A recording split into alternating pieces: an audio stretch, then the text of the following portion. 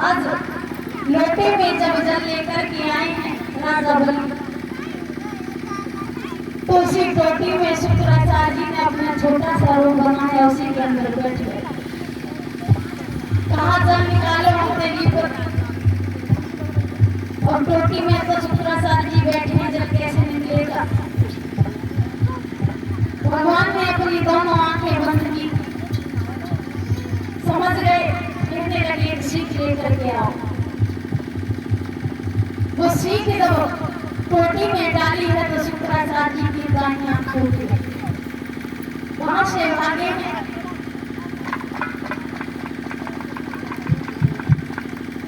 और राजा बलि कहने लगे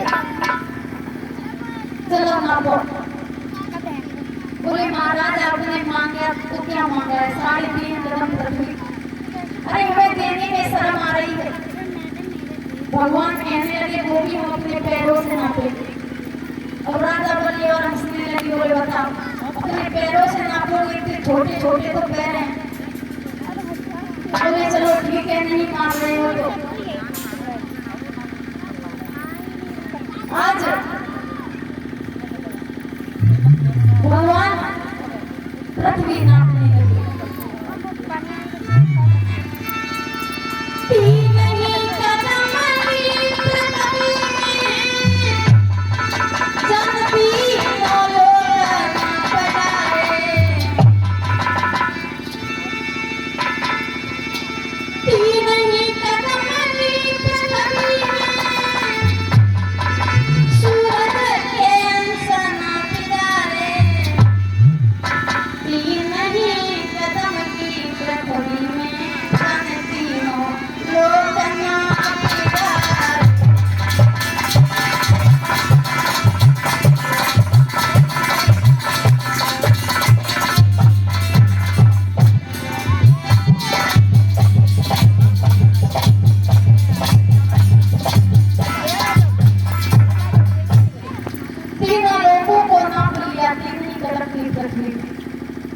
भगवान ने अब आधा कदम बचा है।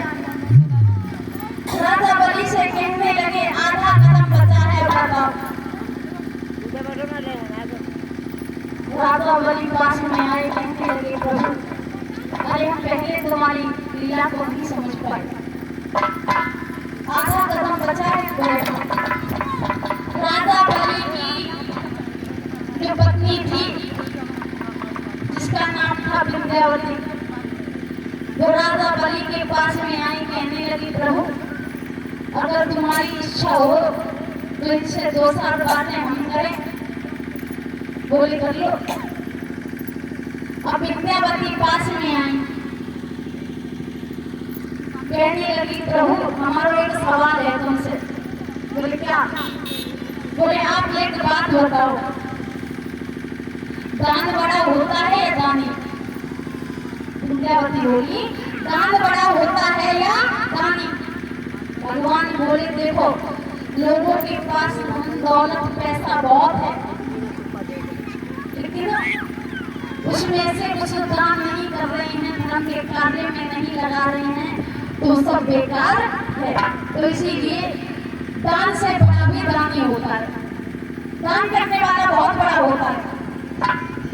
विंध्यावती बोली प्रभु तो आपके सामने दानी दानी बचे हैं, मैं भी ना भूलो। दानी दानी बच्चे हैं, इन्हें भी ना भूलो। आज जब राजा बलि लेटे हैं, प्रभु ने पैरों से जब ऊपर कदम रखा है, वहां खड़े हो जाओ करके बोले आप हमसे मांग लो, हम आपसे बहुत पसंद है, क्या मांगना चाहते हो? विद्यावती पास में आ गई, कहने लगी अरे अभी तक तो हमारे दरवाजे पर खड़े होकर के मांग रहे थे, लेकिन अब हमसे कह रहे हो मांग लो। अरे हमारी आदत नहीं है भिखारियों से मांगने की,